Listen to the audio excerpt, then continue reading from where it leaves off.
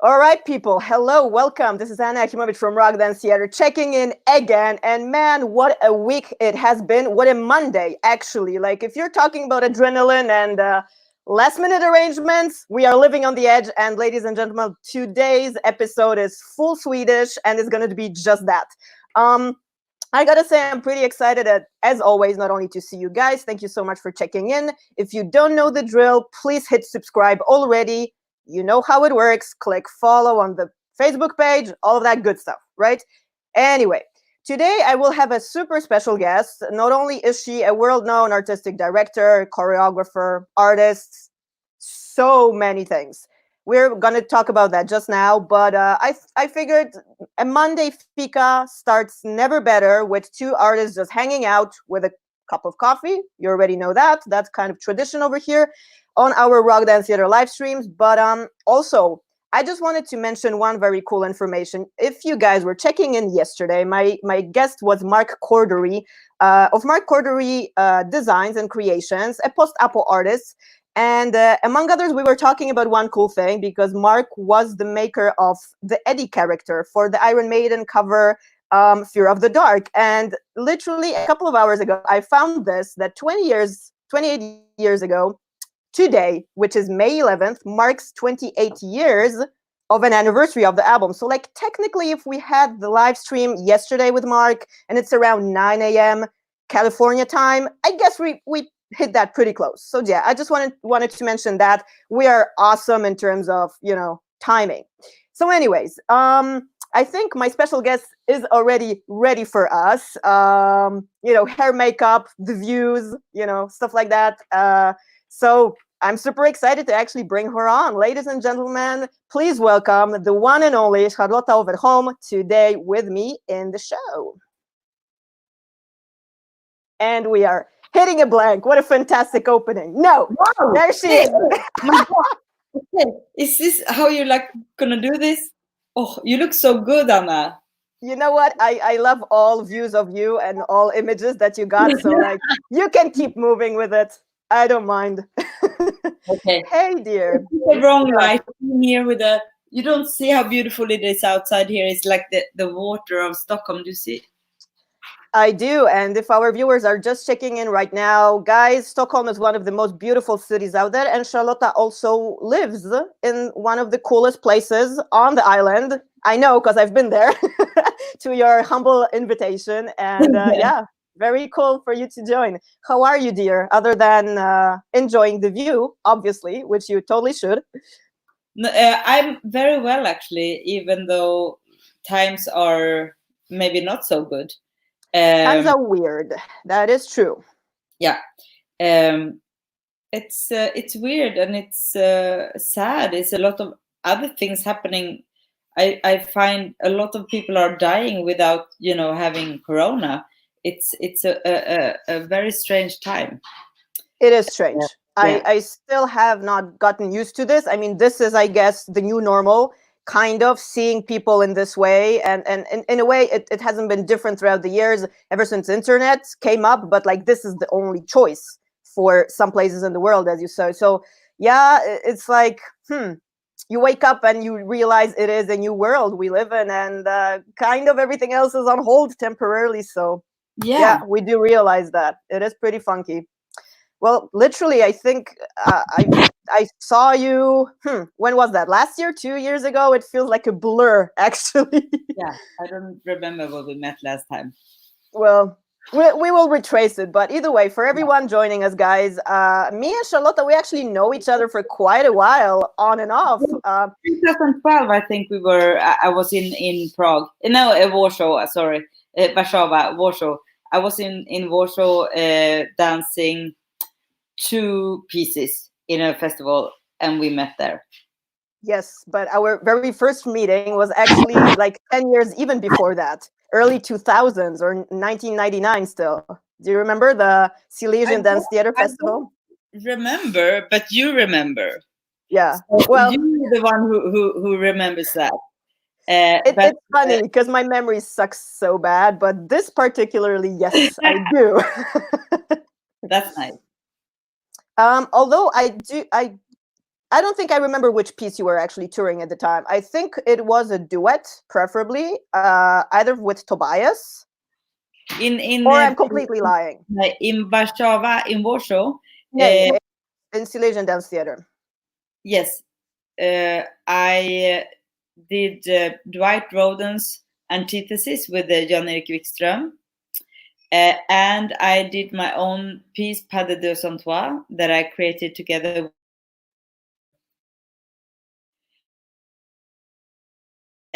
So we had two different pieces, two duets in Warsaw. Yeah. Both of my personal favorites, actually. I mean, we will get into the details of these productions, but guys, for anyone that does not know, Charlotta has been in the trenches, in the business for a really long time. Many of you guys probably have not been born. I do remember like the 90s and world without internet, and pretty much the world where physical theater, contemporary dance festivals were like really loud and roaring, pretty much. And those were the times where pretty much conference, festival by festival, from summer to summer, all of us were kind of meeting, blending, taking workshops of each other, like being so hungry and starving for education, for art, for anything that we were doing. So it does feel like quite a bit ago. Do you remember like the 2000, it was 1999 season either, or 2000? You remember which piece you were showing in Silesia over then? No, 1999. No, it was not at all then. There was much later than that. Really? Yes. I love this. My memory comes back thanks like to hanging out with you, for example. No, when we were in Warsaw, you mean? No, in Bytom at Silesian Dance Theater. Yeah, in Bytom, yeah. That was 2003. Yeah. Okay. Yeah. 2003. Yeah. Well, to be honest, it feels like a million years have passed in our home lockdown. Right now, it's like it's been 2 months and it feels like ages. So that's why, like, even everything before that, it's kind of old school already. So yeah. How do you remember that festival? Do you have many memories of what was happening? Was that a good time? Was that a bad time? No, it was an interesting time because, of course, there was no support anywhere for money or anything. And I actually came with two pieces. One where we were 9 people, which was a lot of people, plus technicians. And then the other one was a duet. But to travel throughout Europe without money, that's a lot. Oh, yeah. That's suicidal. Fire souls, eldsjälar, so everybody was like, of course we're gonna fucking tour. Yeah.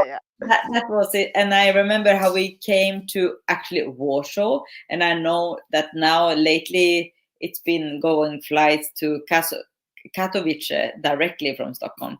So we went to Warsaw and then a long bus ride to Katowice, where we stayed in this big, huge, old I will not say the time it came from, hotel, which was like a museum, basically. But it was a lot of fun. They had some kind of, I think it was like the discotheque of the city in the hotel. So, and we had some really good dancers in the company who could do all kind of dancing. So it was, when I asked them about this festival, they remember this discotheque. But then it was a big festival, and I hear that it's not even happening anymore. No, you know what? Like back in the day, it was actually #1 a founding festival for contemporary dance in the country, period. Like anything that was a contradiction of ballet, pretty much. Jacek Łomiński, the aforementioned artistic director of the festival, actually put that together. And yeah, I don't know how many years it does not exist anymore, but it has been running for like 20 or 25 editions, like years in a row. So it was pretty big. I mean, people from all over the world were invited, and big companies to that, like from Wim van de Kabels through Trisha Brown. I think it was like, you name it, like anyone from over there. And of course, you among the star lineup. You know what? They were obscure times. I do remember that, man. It's like we were sleeping at gyms on bunks, you know, and there was no beds. There were cold water, but you know what? It was awesome. It was what was training your character to kind of survive in the business later on, and it was just fun. I mean, I it think sucked. that is the business. If you survive that, you survive the business. Exactly. So that was pretty much like a tester. Yeah. But yeah, like fast forward pretty much, you know, time have changed, and you most definitely have been working pretty much in dance, in physical theater, physical dance for a really long time. Like there are many things that I want to mention actually, and to be honest, this episode is very egoistic because you are actually one of the person, if you guys out there don't know, Charlotta is the person to blame and to be thankful for that I actually ended up in Sweden. I discovered not only the country, number one, my latest collective has been born over there. And it's just, yeah, you were the person to invite me. And I do remember the story. I will tell that. But before we do that, I wanted to actually ask you, for our viewers, how was your humble beginning with arts and dance in the first place? Like you coming from Sweden. I do remember that you were actually born in Luxula, which is the coldest freaking place in Sweden, if not the North Pole. Yes, I'm born in Lycksele, which is, it's not the north. It's not North Pole, but it's not the furthest northern part of Sweden, but it's not pretty far up there. And I just lived there for 2 years. And then it doesn't matter what I did afterwards. If we talk about dance, I started dancing a little bit when I was young, but I was mostly a horse girl. I was riding horses and I was a complete horse freak. But then I went to America when I was 16 as like a foreign student girl in a foreign student program, American blah blah blah exchange. I don't remember exactly. It was quite a horrible experience the first time, because I ended up in a family with Pentecostal people, and in Kentucky, where they are very, very religious. Quite extreme in their opinions, to say the least. Yes. And I was a very, like shy and hardworking girl. And suddenly I was blamed from the church of stealing their money. I mean, I went to church twice a week with them because I had to. And right. I was just actually at that point creating my own belief system, because I really did not believe in what they believed in. So I in these quiet moments, it was not so quiet, but for me, I tried to like find a peace, and I actually started to create my own belief system.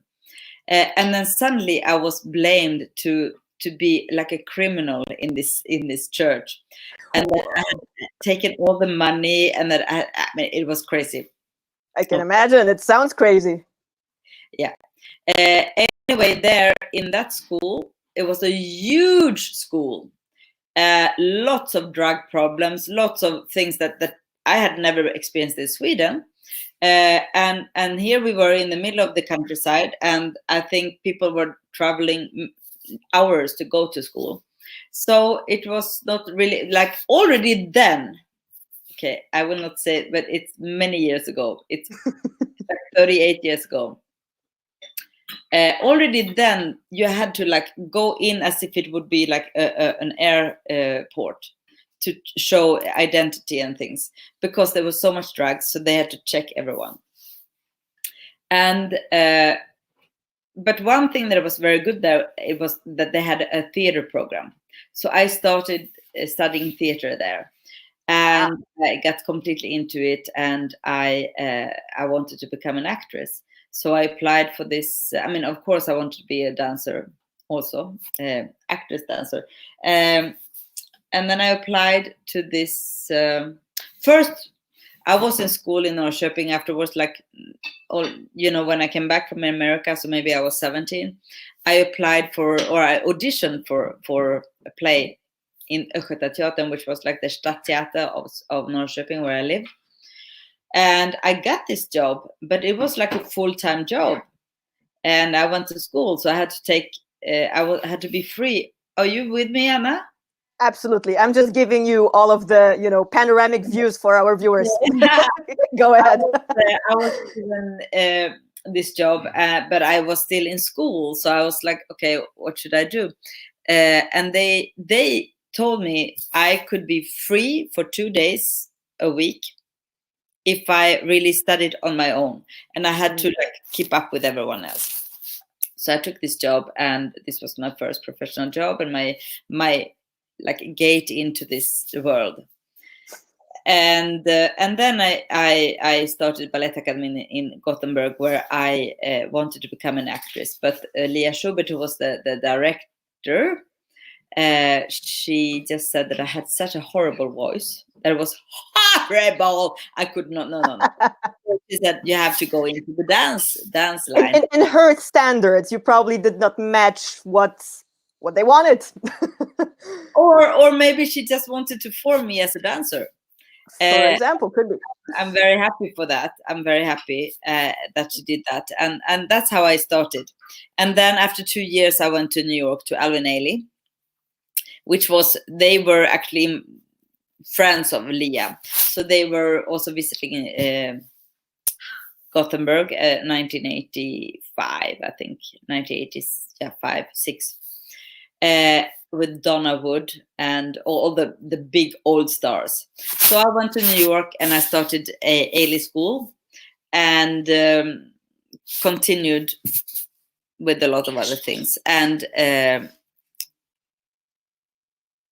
I was, my first 10 years of after school definitely like colored by America and the black dance theater of America, like from Ailey to pickup companies, they were called, from Ailey, and I was dancing with Footprints, who was like a very cool company with a lot of different people. And after the 2 years in New York, I actually went back to Gothenburg and got a job, but then I got very, very injured, so I had to do a knee surgery, and I was out for 3 years, and I was only like 22 years old. So that was horrible, and I started studying theater instead, and I went to LA. So my mother was so happy that maybe now I could become, a lawyer, or she sent Lord, to the university and so on. But I decided to go to Hollywood, and then that was naturally you're in freaking LA. Come on, what's there otherwise to do? Yeah, I went to Hollywood for 2 years to study at Lee Strasberg Theatre Institute, as well as the UCLA, where I studied film, and my knees got better. And one day I saw a sign up that Bill T. Jones had an audition. Mm-hmm. And just have to say that this doesn't work when I hear some sound from the phone. I have somebody like, so. No worries, we got a small tour of your lovely apartment. That's also great. So I went to that audition because in LA, it was in the audition, it said like nudity required. And most of the people, when you go to an audition in LA, you have to have like very little clothes on. But suddenly, they want to see the body, ladies and gentlemen. Anyone that does not know what an audition or a casting is, basically they either want you to sing, strip naked, or do anything else that is exhibitionism, period. Carry on. Because when you're really naked, that's not allowed. And in this contemporary, very good, deep performance, very well thought through, it was real nudity required. I did not really understand it. I just went to the audition. And I got this job with Bill T. Jones for a tour with the Uncle Tom's Cabin. Mm-hmm. And this was my way back to New York. So then after that, I went back to New York, and I was there as a young dancer, just trying to learn more. And that's when I got in contact with all these black companies. And one company that I will say I still have contact with and still work with is Complexions, with Dwight Roden and Desmond Richardson. And Dwight Roden we have worked a lot together in my own company now. So after that, after New York, I was working all over Europe. I left New York because I felt like, no, I wanted to be in Pina Bausch company or in DB. Who didn't? Exactly. But I was like, that's it.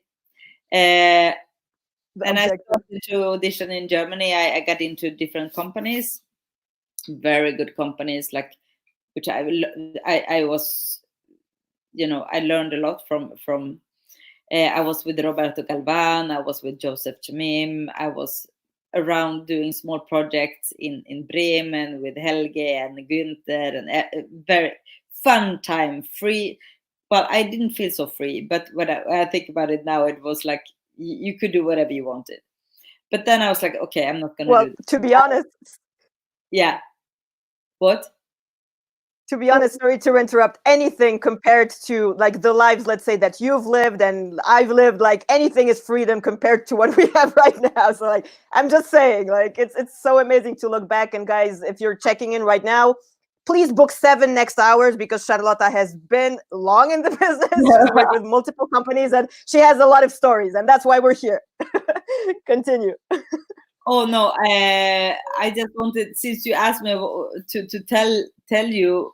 Well, I kind of wanted to focus on early days, but like, please just go for it. No, it's almost over. Anyway, so then I was like, no, it's Pina or GB8. And I did audition for both. And then well, DV8 didn't really have an audition, but in their way of looking at people. And then I was asked to do their next project, which I was like incredible to me. And this was 1999. So, and after that, I still did a lot of company work, but mostly freelancing and mostly focusing on my own work. I have to say that I was a lot in Prague. Also for 10 years, I was doing a lot of different works in Prague. With the Jan Kodet, with the William Doczolomansky, with the Berti Dans, with different things. Also with my own work in the beautiful Ponnet Theater, Ivona Kreutzmanova. But after that, I've been really focusing mostly on my own work, which I've done since '95, but not really focusing on it, just making it once a year. But now this is my own biggest focus. And since 2015, when I replaced my hip and some other parts, I have focused on something called Age on Stage, where now I say focus a lot, but the focus is on experience and maturity. So to just promote the older performer, and that has also developed into like more outreach programs where we give possibility for anyone to dance who are. We have a quite high age limit, which is 65 plus for those workshops, and it's become like a movement here. It's incredible. So we have both festivals. I do productions for 40, 45 plus, and then the more outreach program for 65 plus. So Age on Stage is the new project. The latest excitement that you're in. Yeah. Well, latest excitement. I was also actually doing Ingmar Bergman his 100-year anniversary. I did an Ingmar Bergman play in Uppsala, and I played Death in the Seven Seals by Benke Rydman och Hugo Hansén, which was... Oh, that's awesome. I did not know that. See, we did not see each other for a while, and 100 years of Ingmar Bergman. That's amazing. Yes. How did that go? I've been working with Alexander Ekman in his newest creation, Kuckel, and we were just cut off now by Corona, but we will continue next year, hopefully. So these things, I am so hungry. I want to work with a lot of people. So I'm not happy with myself only. Yeah, you never are. It's one of these things, right? It's like you're hungry, you're greedy, it's never enough. It's just terrible. I mean, our life is so hard as performers. It's like working in an office with, it's nothing wrong to work in an office, but if you had to compare, it's like it's never enough, and it's basically a definition of what we do and why we do it. So yeah. So that's it. And then April Stage is the new little baby of mine. But yeah, let's see how long that will survive. Somehow now it's not really the time for 65 plus. In this country, 70 plus is all of them are in quarantine. You cannot meet anyone in this Corona times. It's very interesting. I hope that they will not die of isolation, which I think could be another huge problem in this crisis. Well, let's hope for the best, generally speaking, like not digging into the topic too much, because of course we realize what's happening. Yet these live streams are supposed to kind of be a bubble that is safe from all of that. Like we talk art, we talk rock and roll, we dose up on our own excitement, and and then of course we're kind of back to our natural life. But in the sense, it is pretty amazing. You did kind of describe your whole bio, and guys, of course, like if you go down the rabbit hole, hopefully we will allow the people to kind of check out all of the history, not only finding a little bit of material video-wise, photo-wise, to actually dig into your work a little bit. And of course, like the best way to kind of experience what you've been doing so long is to participate in it practically, either through seeing your productions or taking a workshop, or like any one of these things that I also had the pleasure of. And I wanted to actually stick to like the element that you said you were a horse girl. That's quite funny. I kind of remember that you mentioning that somewhere along the line when we were like hanging over coffee or whatever, but it's quite funny because it's one of these things that kind of you do as a teenager, either as a kid, that maybe sticks with you for a little while as a passion, as a hobby, but then again, you kind of deviate completely somewhere else, not necessarily coming back to that. My mom actually did horse ride, and she almost broke her freaking spine 3 times, and she would be like dead and gone. So it was quite hilarious. Did you also have like these massive bruises on the inner thighs? Because you're a relatively filigrane performer, you're not 5'10" or anything, you're not bulk and huge, so not much fat to protect, pretty much. Do you remember those times being entirely sore from that?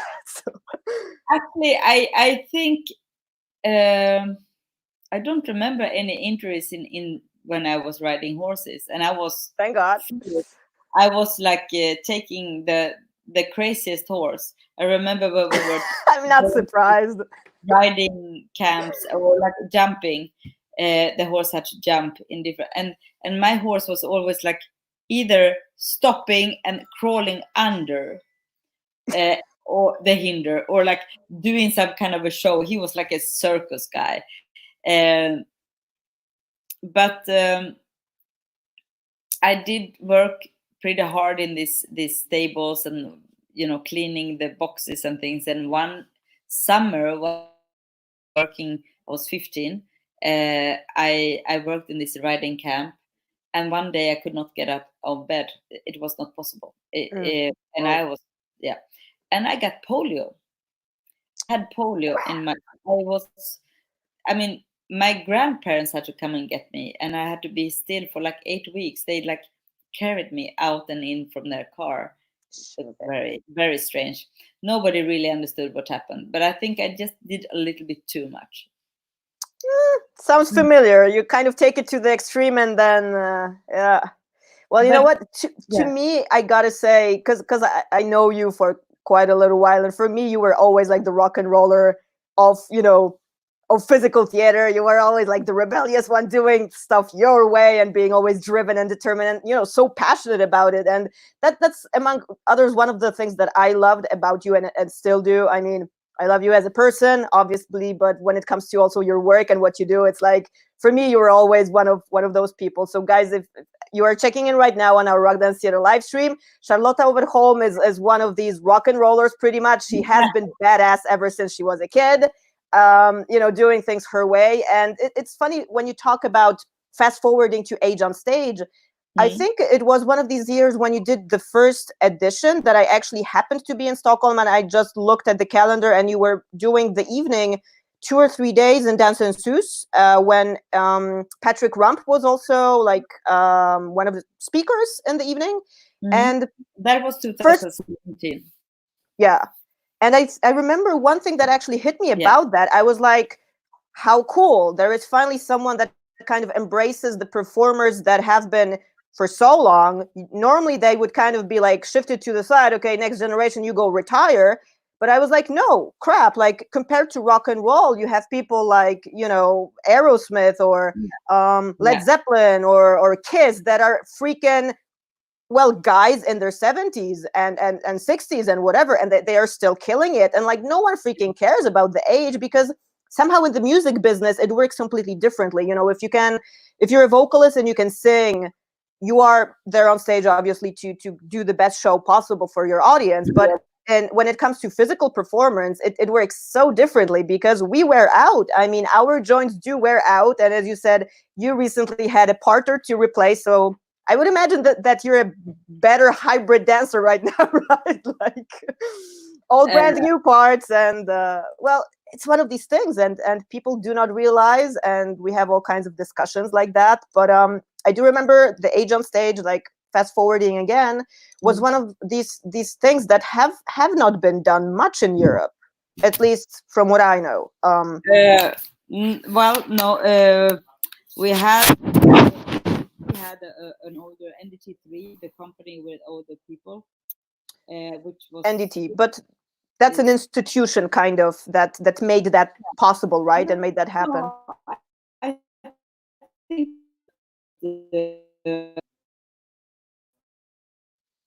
when I started, I was also invited to apply for, because I invited a lot of people for the first gala 2015, and by them were these fantastic ex-Foresight dancers who later was dancing in Dance On ensemble in Berlin, and Madeleine Ritter, who is the director of that, asked me to join an EU project, which we applied for, and we got the money.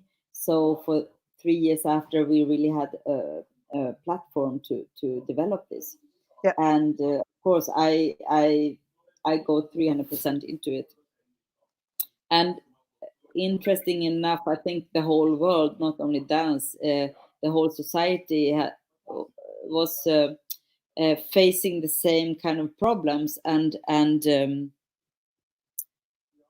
it became something not only in the dance world, but maybe even put the dance world into like more light, because we focused on that. So we got also a recognition from other businesses or branches because of this. I agree. Yeah, it made an impact for sure. Yeah. Awesome. Well, you know what? Like, it's not never, and it's not like you have to fight every day anyway. But we got some recognition. Yeah. Well, it's not easy, to say the least. It's like one of these days. I had this conversation, and it pretty much reoccurs, and it's always super interesting how everyone approaches that. But like I talked about that earlier when Eric Dover was over here, we were saying that pretty much a performing arts business doesn't matter if it's pure dance, just acting or music, people do not realize the backside of it, how hard it is. And it's not about complaining or moaning or whatever, because of course we love it. Yet anyone that sees that from an audience perspective, Charlotta is taking us for a walk. How cool. I cannot move because my office and my studio is, with a computer, and it should have the proper angle. So like you do the dynamic bit for us, and I do the stationary. My makeup is not good enough. I see that my angle is not good enough, but okay. At least, darling, you're perfect. You're perfect. Trust me. I know you're a perfectionist. You know what? This is not my first episode, so each time I kind of take it up a notch. So we promise, guys, next time you will have a huge freaking curtain lift and spotlights and shit like that. But for the time being, like, come on, even now, just before we went on, we literally did rehearsal, sound check 2 minutes before. And I was laughing with Charlotta backstage, like, this is not how our reality looks normally. There's the whole day of build up, rehearsal, sound check, and then showtime. Yeah, but definitely, yeah. This is something new for me. Yeah. This is new for me as well. You know what? Like, I swear to God, I've been 20 years in the business as a performer myself, artistic director of my stuff. And for the very first time in history, I'm stressed out about doing a show and not actually, staying fit or like wearing shit.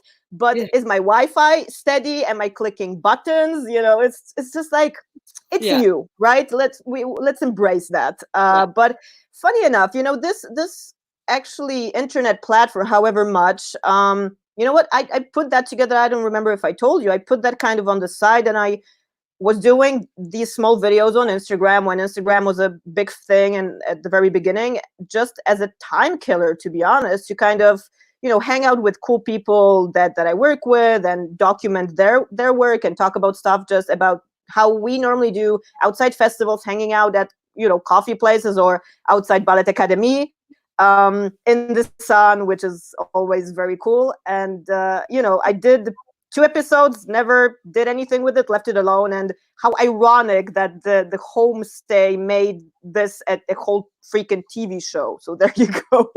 Yeah. That's the backstory. But I wanted to come back to something that you actually mentioned when it comes to, influences. There have been many actually, but what would you say for you? Because it was really like going from acting through being influenced by Black dance, if you will, as you called it. I know about your production that music has been always a big thing, and I'm curious, and also I think our viewers are curious, what's the relationship with that? Because Pas de Deux Sand Toi, for example, there is live music inside. You have all kinds of stuff that are happening live that create the dramaturgy, the dynamic. What was music in your life like? Was that always background? Was that inspiration, or was that an active partner in your work when you started doing your own productions? I mean, I don't even have to say my own productions. I can say that music has been like, it's really a driving force. Now I could dance without music if it would have a reason for it, but music completely inspires me. I remember living in New York or in Paris, where you went to take your ballet class, and I could even go. I mean, I didn't care. I cared more about the pianist than the teacher. I mean, the music they played. Yeah. So music for me is very important. In the beginning, when I created, I used already made music, which I can also do now. But it's really interesting and wonderful to work with another artist, to have a collaboration with somebody, and to create a world together. And I appreciate that a lot. Then it is complete. Like the whole piece is complete with, my ideas, the dancing, the music, which is another world that comes in there. Then, lights and scenography. Like so it becomes on so many more levels than if you pick music, that could work also, definitely, and I still work like that. But in the long run, if you have a piece that you have the music is connected to that piece, I feel that that's much stronger. Yeah, I couldn't agree more. I mean, for me, it's always been around.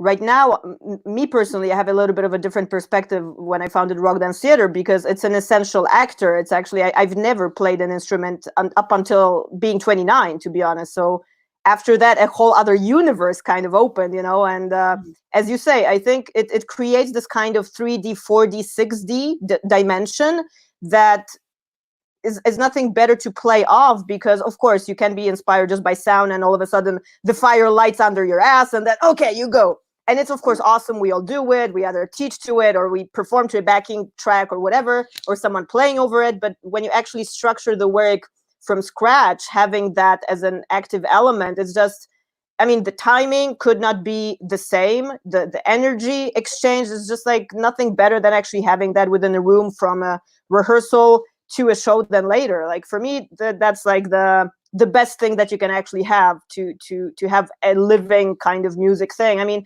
I like the digital era kind of. I also learned to embrace that. But if I had to choose, a living performer with an actual instrument, because also now I know how it smells, feels, and whatever. It's like, yeah, forget it. Like this is the last option kind of. Yeah. It's funny that you mentioned, like in Paris, let's say, going to class and focusing more on the music. You're also a teacher yourself. I had the pleasure to take your classes a number of times, and I always loved it. Like there's no other experience like taking a class with Charlotta Ofverholm. And it was very cool that we also managed to bring you over when I invited you a couple of years back to also teach over here. So that was super cool to have. It was a little bit, tricky on the organization side, but was really awesome for you to take the invite and to have a little bit of fun with us. But do you also teach with live music, or like when you used to teach back in the day, was that a big deal to have, let's say, a drummer in or a pianist in and actually score your classes? Because that changes dramatically, like a flow of a class, right? I mean, when you teach in like universities or ballet academy, where I've taught a lot, before we always had live music, always. Yeah. But I think it has to do with money now, a budget. They don't have the money to have live music anymore. So it was a long time ago I had live music, I have to say. But that also makes you have to work to create also the music for your class, to understand what works and things like this. So I don't say that that's negative at all, actually. It's just extra work, right? It's another effort to put in. Sometimes not, because it depends on who you have as a accompagnateur, that sometimes that's work also, if you don't know each other and you have to try to. Yeah. So it's both better and worse, really. Yeah. Well, it has its charms and its downfalls, obviously. Yeah. But yeah, as you say, if you don't know what it's all about, obviously it's about money, like story of the world, pretty much. But yeah, let's not focus on that. We want to stick to the positive side of things. But can you read music, Charlotta, yourself, like actual charts and stuff? Not any longer. I could, because I was playing piano. Actually, I started with flute, then it was the guitar, and then piano. So at one point in my life I could, but not anymore. No. Okay. Yeah. Well, it is a language that you really gotta sustain. Otherwise, it's like, well, it's not necessarily like riding a bike, muscle memory and all. You do have to stick to it, like learning a language. So yeah, funny. Flute. I also started with flute when I was 7, but my music passion was, on a practical level, was killed very early, because the music teacher at school was a mathematician at the same time. So she was like so narrow-minded. And like, I mean, music was not connotated to any kind of fun nor passion or whatever. I remember us learning like the ode to something, which is the anthem for the European Union right now. We learned that as fun. It's like it was not fucking fun at all back in the day. So it was just, and that was that pretty much. I went into other endeavors, but yeah, it's pretty interesting. Wow. Well, what can you do? It's like some things you discover late, right? And I don't mind that, you know. It's like there is a time for everything. And speaking of time, the times have changed in the sense of also styles and geographic elements also. But coming back to your show with Deux Sand Toi and also Antithesis that you did, of course, with Jan-Erik Wikström. I remember you as characters were very opposite, and that was exactly kind of the point. Yet there was a common flow. It's like marrying, you know, punk and heavy metal or whatever, you know, symphonic music, and you have a beautiful kind of creation that is just, you know, pure joy to kind of receive as a viewer. Was that from day one when you guys started working on the production that then later translated to the show? I know, guys, for you watching, checking into the Rock Dance Theater live stream, you do not know what we're talking about now, but this episode will go into post-production, and hopefully we will throw in a clip to show you guys a little bit of Antithesis if Charlotta allows us to. Yes. And awesome. Also, you can show. Yeah. Sweet. We'll do that. Yeah.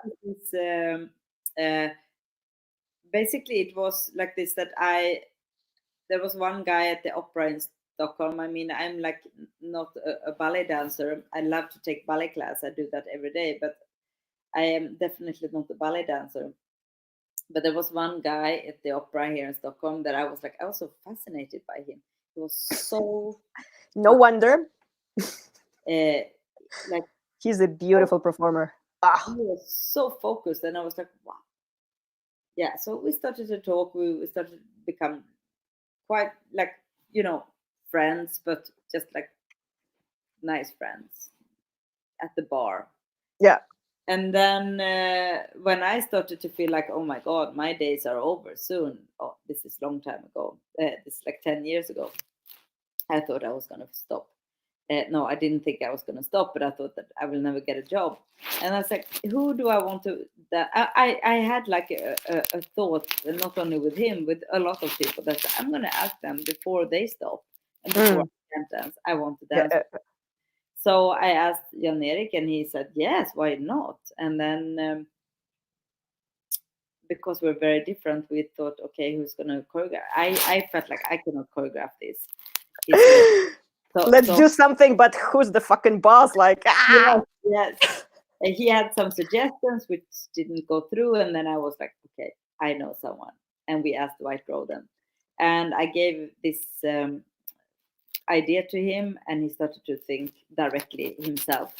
By the way, Dwight is the artistic director and choreographer of Complexions Ballet, right? Dance theater. Yeah, Complexions Contemporary Ballet, yeah. Contemporary ballet, yeah. He was an amazing performer with Alvin Ailey. He did a lot of work for Ailey and for other companies. He's still doing a lot of work for other companies. Anyway, it's really a company that is now they're doing like point work and all that. It's far away from my work. But then he came up with the idea of antithesis, opposition, and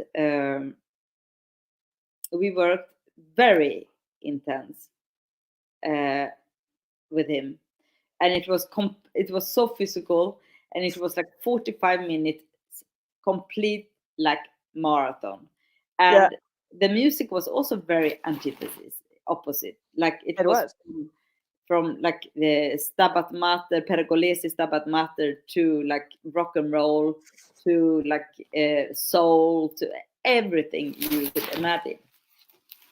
And you could embrace it, or you can just like throw it away. But somehow, all together, that all the music were very well made from the beginning. This choreographer is a very, very experienced choreographer.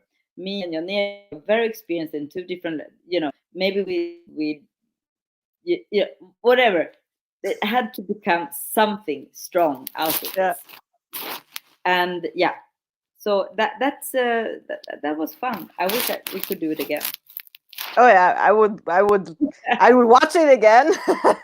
That's for sure. I mean, I think it's exactly as you say. What made it kind of work and made it special is that number one, you have all professionals, so that already simplifies the work. It's just like everyone knows what they're fucking doing. There's no process to kind of learn, And I think it does really start with like this initial chemistry vibe, as you say, like hanging by the bar and just, hey, it's cool, let's do something together. You might not necessarily know what that might be and what's the final product, if you will, like in terms of production. But like, to be honest, I have that constantly. It's just like, first piece of rock dance theater on Edge I did with Victor was actually hitting his birthday and spending like 7 hours, him jamming, doing all kinds of weird shit. And I was like, you know what, dude, I want to do something with you. I don't know what it is. And then three weeks later, I kid you not, we end up in Vienna doing like a pre-premiere, whatever. Then that later you actually seen the version with Peter Zager that we did in the festival, International Summer Fest at Coach Gig. So it's like all of that weird evolution. So it was a pretty amazing piece, I gotta say. So one of many, pretty much. Yeah, that's amazing. What you've really created the last years, Anna. That's something. Thank you so much. I try. I'm just crazy. I just go for it. It feels good. So I guess that's the way to go. And you found the right way. You found. Oi. I don't know what happened now. You put on a mantra prayer for us. Here we go. I have to just turn this off. That's okay. Should we throw you off while I talk in admiration or? Oh, no, wait. Some music that I never heard came up. I've never heard that either, but it's always fun to discover, Wait. Oh. What is that? Even better. Guys, we are having a concert at the same time. This is awesome. See, unscripted, only on Rock Dance Theater TV, Compagnie Jus and Rock Dance Theater. Like, let's throw in a guitar player while we're at it, and a banjo at the same time. That was fun. That was awesome. But funny that you mentioned that, because like on Edge, it was not the first piece that I actually brought over to Sweden. It was Puissance d'Or, actually, a solo. But it's funny that you mentioned with On Edge. That show was so funny on so many levels. I mean, number one, it was amazing to show. I always love performing in Sweden.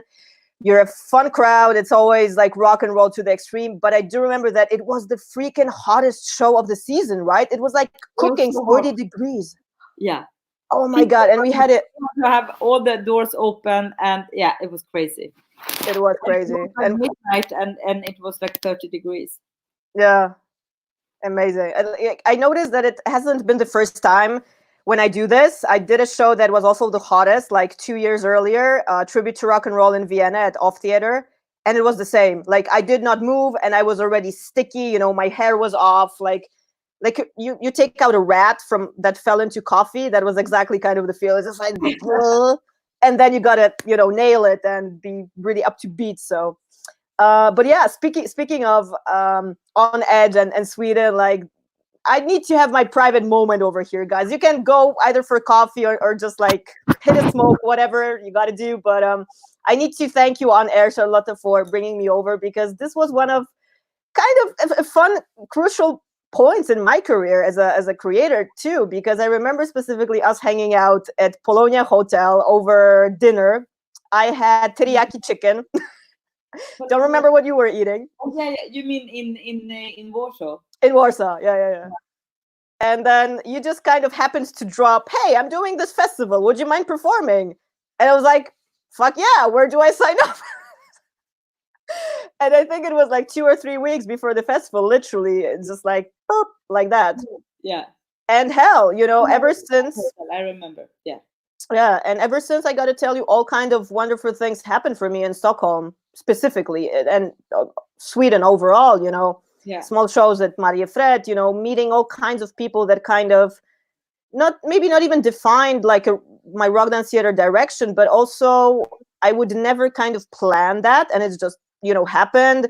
Gröna Lund is one of these weird places. Sten Studio 4 at Ballet Academy Stockholm is one of these places. It's just like it became one of my homes in the triad, because it's always like Austria, Poland, Sweden, one of these things. So I have to thank you yet again. You already know that. We've talked plenty of times, but now the world When knows. is your next trip to Sweden? Say again? When is your next trip to Sweden? You know what? ASAP. My suitcase is by my door. Like, if you want to literally see, my carry-on is ready.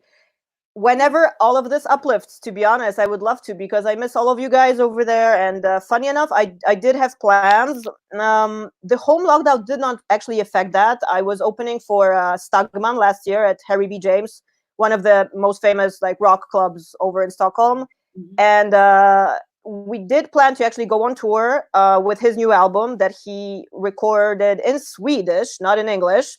For anyone that does not know, guys, Stagman is the previous founder and well, lead singer actually for Shotgun Messiah.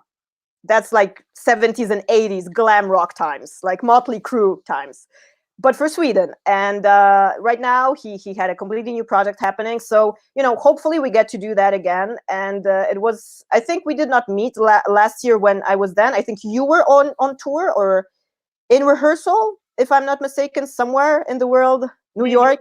Uppsala. Maybe I was doing the thing in Uppsala because I was there Or, for, I don't know. Yeah. yeah, Yeah. could have been. So yeah, anyway, like we broke the law back then. It was so much fun because Harry B's is specifically known for not having openers, not having support acts. It's either one band, one gig, period. Next. Mhm. So we kind of had that. We had me, Rock Dance Theater, and Stagman together in one evening. So I was like, fuck yeah, you know.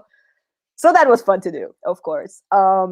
Yeah. Well, if it's not fun, don't do it. I wanted to ask you one other thing also about other weird inspirations outside, let's say, the theater box, the theater world. Like what is one of the elements that kind of outside music, as we already talked, triggers your inspiration? Is that a dream that you wake up with and it's like boom, or anything else?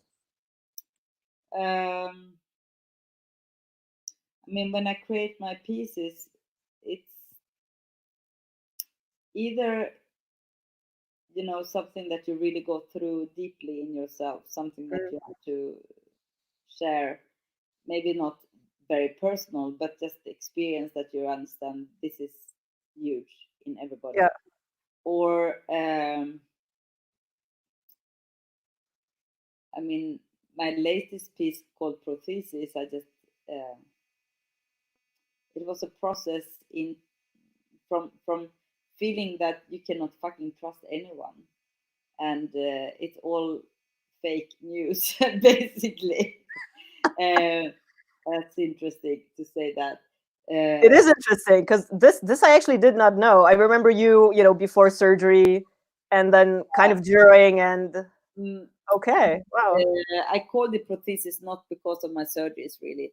It was called the Detective from the beginning, but then somebody told me that why don't you call it Prothesis, because I'm full of prothesis now.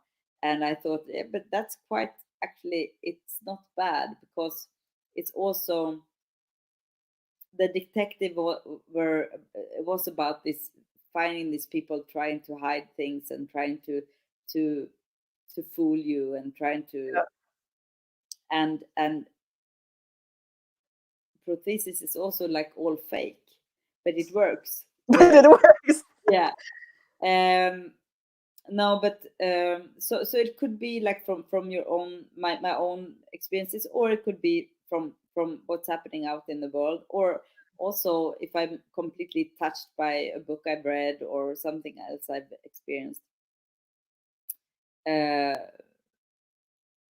I mean, I'm kind of, in the beginning I just made pieces about, you know, what I thought was important from my own stories, and Yeah. that's not interesting at all anymore for me. I mean, everything will be personal in the end anyway, but no, it's quite important to have a topic that you can like make bigger and go deeper into. Yeah.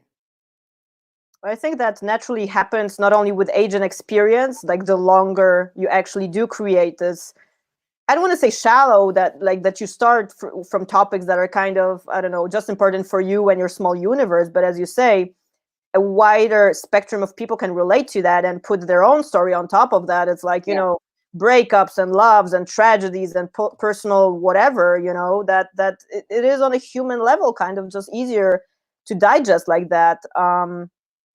Yeah, at least I agree with that as well. And of course, like, it's always like one of these questions like, oh God, it's so many things.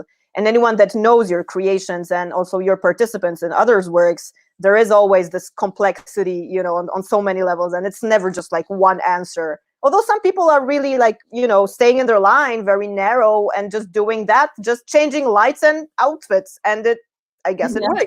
It's not necessarily my favorite fucking thing, which is what's for me personally one of these like very traditional things that America does in the sense of traditional dance, be it modern jazz or whatever.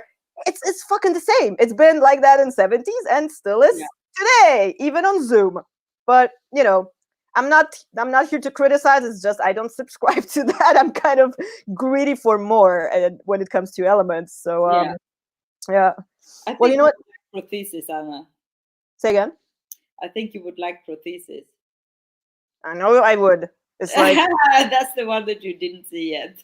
True. Fuck. I will. I promise.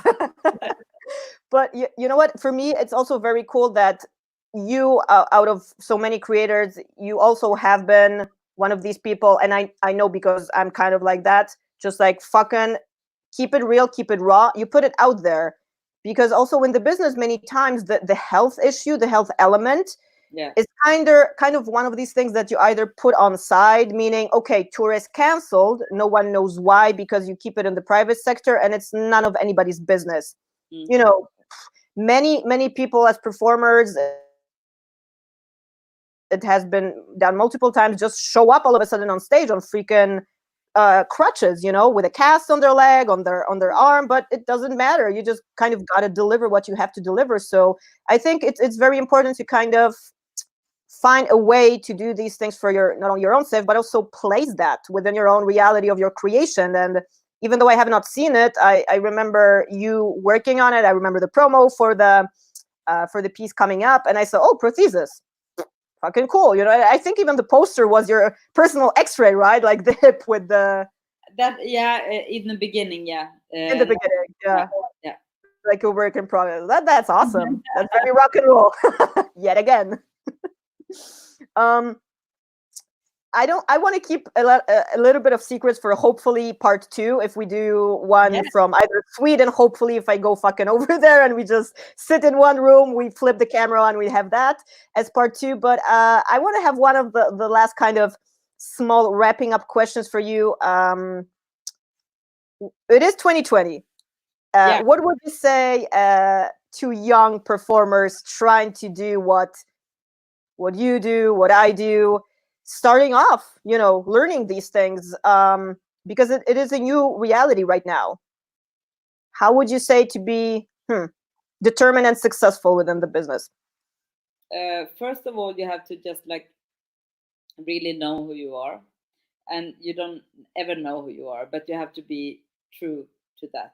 It's a process. You have to choose also, because I think nowadays you can actually succeed in being very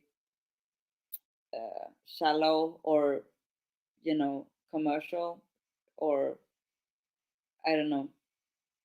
It's easy to be a star overnight if you do the right things. I don't think it is if you really want to sustain and be, you know, something more. You just fucking have to work hard, and I hope you suffer a lot before everything. And I mean suffer in a good way, that you really learn, because life is learning. I like just be in it, just be there, be in it. So there are no easy way out. I mean, there are some easy ways out, but it's not the real thing. Yeah. If it's too easy, it's mean you're faking it, or something has gone wrong. Yeah. Yeah. I think it's totally true. Yeah. Learning curve. Yeah. And I think, of course, times change. It's different now, definitely. I'm also, you know, meeting young artists, and they're completely different from when I was a young artist. But it's also interesting to see that there are a few of those out, like they're completely in their own world and they are fighting to be in this world. But I believe they will be the big artists. Hmm. Yeah. That's the next generation, right? Like when I many people are gone. I think there will be many new different generations, because there will be different kind of dance generations, like in one generation. So there will be different kind of artists in one generation. It maybe there has always been like that, but I think even more now, because they have a more, they're more self-aware. They know what works. They know a lot of other things that we didn't know, and somehow the me and the I has been like promoted much more in the last years, and maybe easily to build up. But that doesn't mean that it's really true. Maybe they also are very insecure, but it's not bad to be loving yourself, which was very bad when I was young. No, Right. you should not think that you were worth nothing. Just know that you're worth nothing. Well, I think it's two extremes, actually. I mean, this is a super interesting discussion, like for next hours for sure. But it is quite extreme. We live in times where it's a me generation, and you know what? It is tricky because it's not all digital Instagram filters. Like life is not that. Like life, especially with what we do as performers, is so much more. 3 dots. Let's leave it at that. And I love to be in a studio where there's nothing more than the room and the people and the music and that's when the real thing comes out. A piece of flat floor, relatively hygienic, so that you don't pivot and leave your foot on. Yeah. Yeah, absolutely. Awesome. Oh man, you know what? So this has been so much fun. Thank you so much for hanging out with me. This is just a pleasure. Mwah. Mwah. I love you back. Soon. And stay healthy. And is it warm in Warsaw now? Oh, no, you don't. Well, today is a very fun day. It has been 25 degrees and sun when I woke up. Now I am literally dressed in my, outfit and wearing a cap because it's 5 degrees. Wow. I don't know. So yeah, it's been freaking out. Now it's really sunny. I will show you. It's completely beautiful. I will show you my balcony before we go. But Yep. I thought I was gonna, drop dead of how cold it was before when I. Wow, that is awesome. It did freeze, but we do have a panorama of the island, looking onto, Stockholm Central, pretty much. That's one of the coolest view, guys, by the way. If you have never been to Sweden and Stockholm, like, just go when it's allowed again. Yeah. Awesome. Oh, really? It's allowed? When it will be allowed. Say. Yeah. No planes are flying. Like, I have not seen a chemtrail or whatever of a plane like in weeks. So it's really ridiculous. No.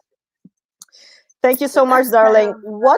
What can we look forward to? What are the plans for you in the next weeks and months? Oh my God, everything is cancelled. But canceled or postponed? Hopefully postponed. Okay. I was supposed to be doing Lucky, my solo in London, Sadler's Wells in June. Mm-hmm. We're supposed to do Lucky and Prothesis and some other things in Ulm in Germany. And many more things. We still hope to do Parkteatern here in Stockholm with the Park in August.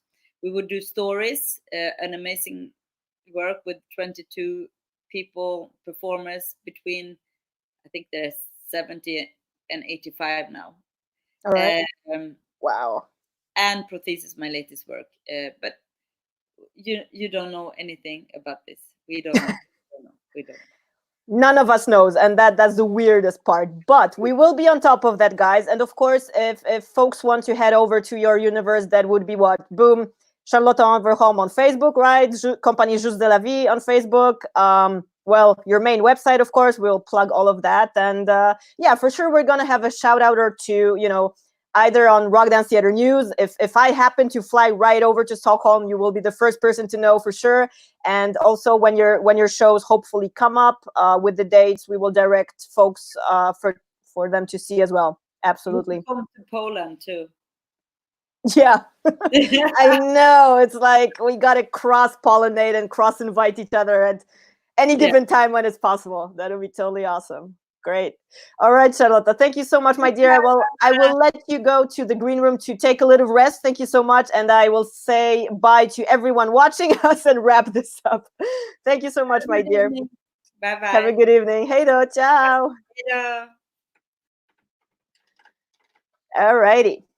So yeah, to be continued. And until then, we should enjoy what all of us are doing, guys. Thank you so much for checking in as always. If you have not subscribed to either Charlotta Ofverholm social media and to Rock Dance Theater social media, please do so now, just because so that I don't have to mention it again, because it is a pain in the butt.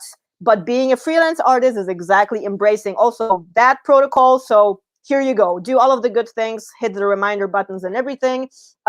We will wrap up this series of the Swedish lineup, the Swedish Masters of Physical Theater this week. This episode will also post-produce and premiere on New York time somewhere between this week and next week, because we will make a break. I will not be doing these live stream shows, live stream meetings for this week, because we do have other things planned. And I can only mention that the live stream platform is going to jump to a completely new place in the virtual reality. There will be a brand new page for that. There will be a brand new account for that, a new name also, and a little bit of a visual twist on that so that you guys, well, I'm not going to tell you too much. But if you go to Rock Dance Theater very soon, if not today, you will be directed within a week or two to all of the good stuff. So anyway, guys, thank you so much for tuning in. There will be many cool guests I do not want to announce yet, but you gotta stay focused for the calendar, and there will be always excitement. I promise you that. So thank you so much, guys, again. Until next time, signing off, I have been Anna Achimowicz, and you have been not from Rock Dance Theater. See you later.